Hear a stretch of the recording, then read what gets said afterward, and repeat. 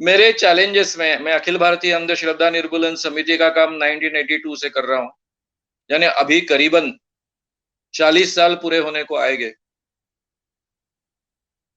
ये आह्वान हम हमेशा मांत्रिकों को देते आए हैं कि आप किसी पेड़ को मार के हमको बताइए,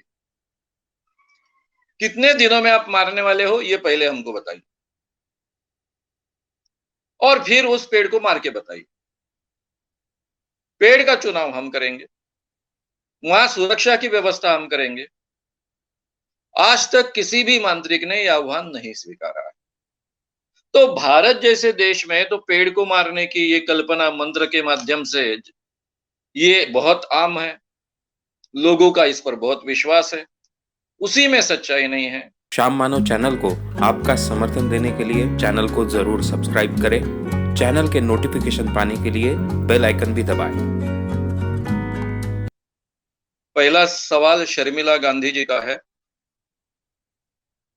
कि ऐसा कहा जाता है कि सोलोमन आइलैंड्स में लोग पेड़ नहीं काटते हैं, वहां लोग इकट्ठा हो जाते हैं और इकट्ठा हो जाने के बाद में वो पेड़ को बहुत गालियां देते हैं और बहुत नेगेटिव बोलते हैं, इस कारण वो पेड़ मर जाता है। तो क्या ये संभव है? और दूसरा सवाल का जवाब था कि क्या इसका इंसान पर भी क्या परिणाम होता है। पहली बात तो यह है कि पेड़ में लाइफ होता है, ये बात तो सच है, लेकिन उनको हमारे जैसे कान नहीं होते, हमारी भाषा वो समझ नहीं सकते। तो इसलिए आप उनको गाली दे रहे हो, उनके बारे में खुश होकर बोल रहे हो, पेड़ों की तारीफ कर रहे हो, पेड़ों को भला बुरा कह रहे हो, मर जा ऐसे कह रहे हो, अमर हो जा ऐसे कह रहे हो। इन सब शब्दों का पेड़ों के लिए कोई मतलब नहीं, और इसलिए पेड़ों पर आपके शब्दों का कोई भी परिणाम नहीं होता है, आपके गालियों का कोई परिणाम नहीं होता है, आपके किसी भी मंत्र तंत्र का कोई परिणाम नहीं होता है। भारत में गांव-गांव में ये अफवाह फैली हुई होती है कि मांत्रिक लोग मंत्र के द्वारा पेड़ को मारते हैं। बचपन से मैं ये सुनते आया हूं, और मांत्रिकों ने एक बार मंत्र डालने के बाद पेड़ सूखते चले जाता है और मर जाता है। ये जो कल्पनाएं हैं, ये एस्टेब्लिश करने के लिए मांत्रिक लोग कुछ दवाइयों का उपयोग करते हैं, कुछ पॉइजन्स का उपयोग करते हैं, अंधेरे में छुपकर उस पेड़ के नीचे जाते हैं, गड्ढे खोदकर उसके जड़ों तक वो पॉइजन पहुंचा देते हैं, और उससे धीरे धीरे पेड़ मरता है। उसका ये फायदा उठाते हैं। ये बात हमको बहुत अच्छे ढंग से समझ में आनी चाहिए। मेरे चैलेंजेस में मैं अखिल भारतीय अंधश्रद्धा निर्मूलन समिति का काम 1982 से कर रहा हूं, यानी अभी करीबन 40 साल पूरे होने को आएंगे। ये आह्वान हम हमेशा मांत्रिकों को देते आए हैं कि आप किसी पेड़ को मार के हमको बताइए, कितने दिनों में आप मारने वाले हो ये पहले हमको बताइए, और फिर उस पेड़ को मार के बताइए। पेड़ का चुनाव हम करेंगे, वहां सुरक्षा की व्यवस्था हम करेंगे।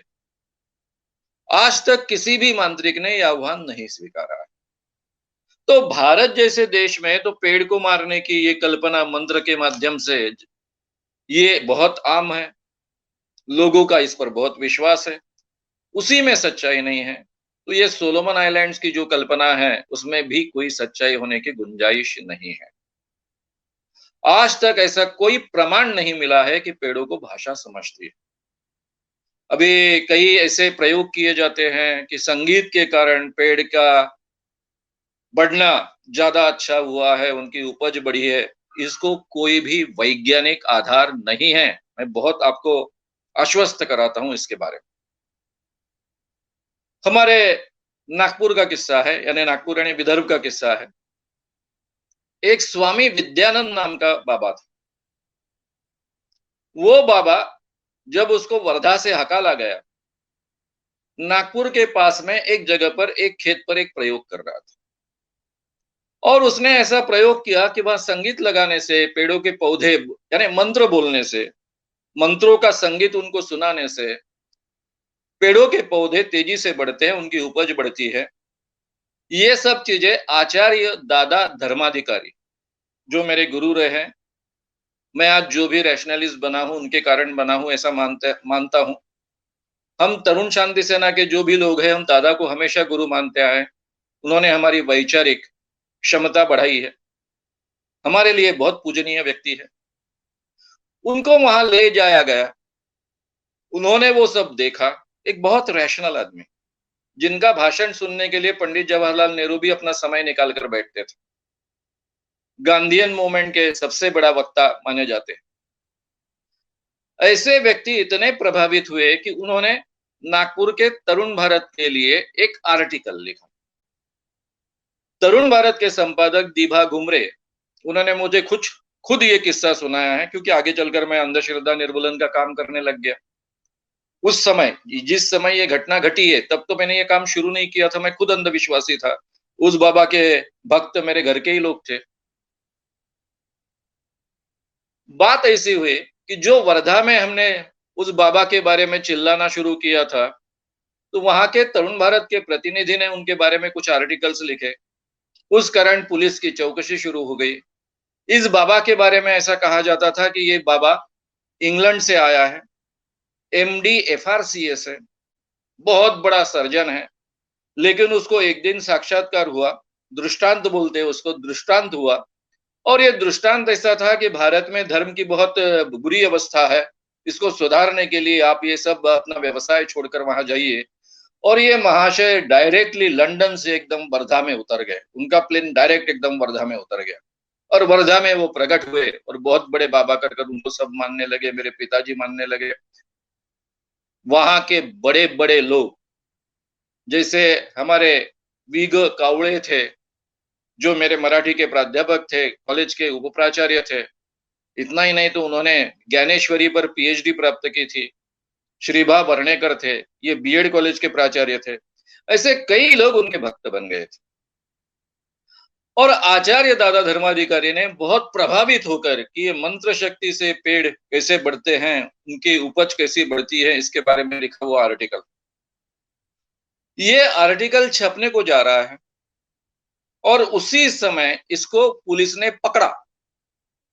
और पुलिस की जानकारी में ये MD FRCS तो छोड़िए, लेकिन नॉन मैट्रिक लड़का है,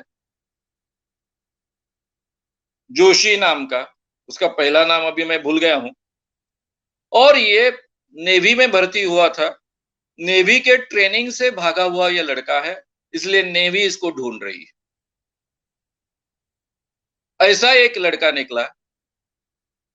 दीबा घुमरे जी कहते हैं कि छपाई को जाने वाला लेख मैंने रोक दिया, क्योंकि उस दिन दादा धर्माधिकारी का ये लेख छप कर था कि ये बाबा के मंत्र शक्ति से इसने कितना बड़ा महान संशोधन किया है कि मंत्र शक्ति से पेड़ों की उपज बढ़ती है, वो उनकी बढ़त होती है, वगैरह वगैरह वगैरह।